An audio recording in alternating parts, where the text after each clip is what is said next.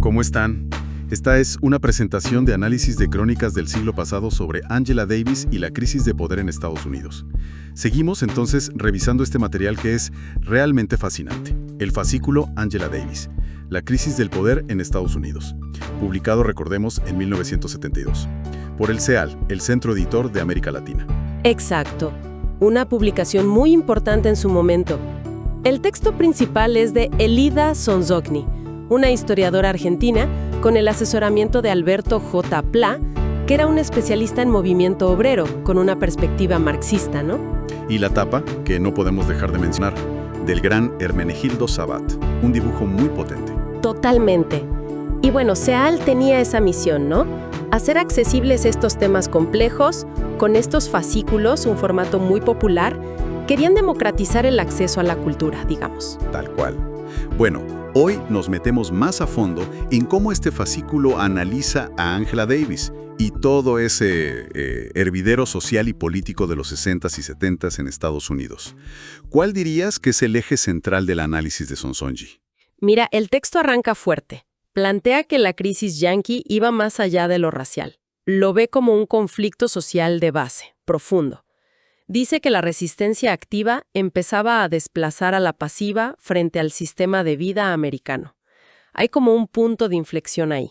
Y es muy crítico con las soluciones, digamos más moderadas, ¿no? Con el reformismo. Durísimo. Califica la campaña por los derechos civiles y al liberalismo en general casi como una fantasía. ¿Por qué tanta dureza? ¿Qué argumentos da? Cientos de los chicos negros del sur iban a escuelas integradas. O sea, casi nada. Claro. Y el fascículo trae esa foto tremenda de Birmingham, la policía con las mangueras a toda presión contra los manifestantes por la integración. El texto usa eso para decir, miren, esta es la respuesta del sistema, cuando se lo desafía en serio. Incluso con figuras como Martin Luther King Jr. es bastante crítico el fascículo. Sí, lo presenta como un instrumento de la estructura de poder liberal, quizá útil para ciertas cosas, pero limitado. Su asesinato en el 68 lo interpreta como la prueba final de que esa vía reformista tenía un techo, que no podía ir más allá. Me acuerdo que en el fascículo, junto a las fotos del funeral de King y de Lyndon Johnson, hay una cita muy fuerte de Julius Lester. Norteamérica blanca. Es una reflexión que apunta a la hipocresía del poder, ¿no? Que lamenta la violencia mientras la aplica en otros lados, como Vietnam en ese momento. Entonces, si ese camino reformista se agota, ¿qué es lo que emerge según el fascículo? Bueno, ahí aparecen figuras y movimientos ya más radicales. Menciona a Malcolm X, clave para forjar una conciencia nacional basada en la negritud, aunque también marca su evolución posterior, ¿no? Superando un nacionalismo más cerrado. Y después, Stokely Carmichael. Con ese grito que fue un antes y un después, poder negro, Black Power, en el 66. Exacto.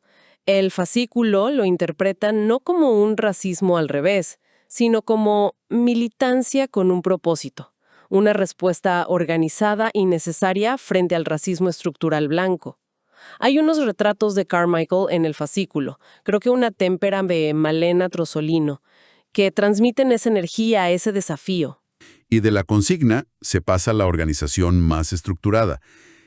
Ahí entran los Panteras Negras. Tal cual. Fundados por Huey Newton y Bobby Seale. Ellos ya tenían una base ideológica más definida. Marxismo, pero también la influencia de pensadores como Frantz Fanon sobre el colonialismo y de líderes como Mao. Aportan una idea clave que menciona el texto, el colonialismo interno. ¿Podrías explicarla brevemente? Sí, claro. La idea es que la comunidad negra en Estados Unidos vive una situación parecida a la de una colonia, o sea, explotada y controlada por la América blanca dominante. Y en esa lógica, la policía no es una fuerza de protección, sino que la ven como un ejército de ocupación en sus barrios. Entiendo. Y su programa de 10 puntos era muy concreto, ¿no? Buscaban libertad, trabajo, vivienda, una educación que contara su historia real, el fin de la brutalidad policial, juicios justos. Demandas básicas, pero totalmente revolucionarias en ese contexto.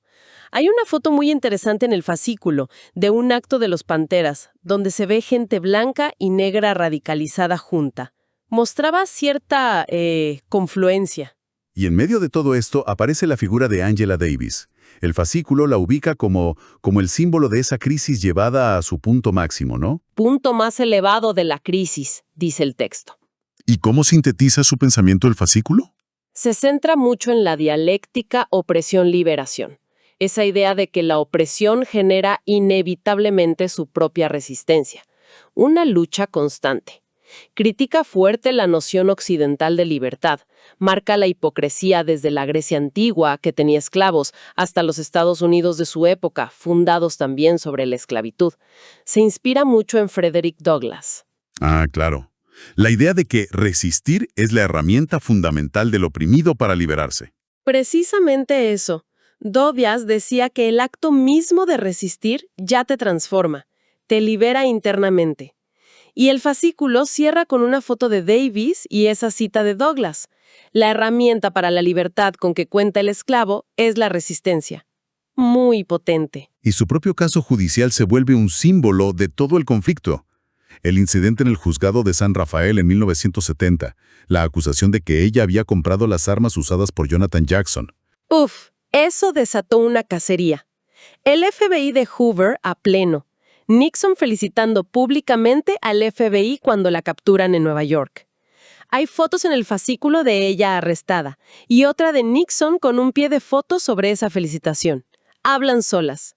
También se menciona la influencia de George Jackson de los Soledad Brothers, su transformación en revolucionario dentro de la cárcel, su muerte trágica, y cómo su pensamiento, rechazando la no violencia, influyó en Davis.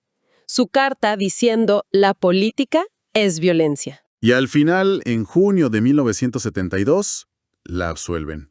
Un jurado íntegramente blanco la declara inocente. Una victoria legal importante. Sí, pero ella misma la pone en perspectiva. Declara que va a seguir trabajando por la liberación de todos los prisioneros políticos. Su lucha no terminaba ahí.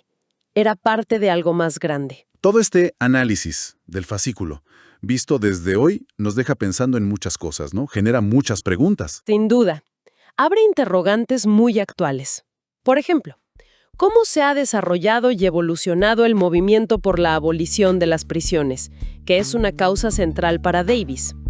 ¿Cuáles son las principales propuestas de este movimiento hoy en día? ¿De qué manera el concepto de interseccionalidad, que popularizaron Davis y otras feministas negras, se aplica y se discute hoy en los movimientos por la justicia social? ¿Cómo ha influido la perspectiva de Davis en movimientos como Black Lives Matter? ¿Qué vigencia tiene hoy su análisis sobre la violencia policial y la criminalización de ciertas comunidades? ¿Y cómo cambió la percepción pública sobre Angela Davis misma desde aquellos años 70 tan polémicos hasta hoy, que es un ícono global? Son preguntas cuyas respuestas deberían ser tomadas en cuenta a la hora de profundizar los estudios históricos de esta época también. Nos encontramos en un próximo análisis de Crónicas del siglo pasado.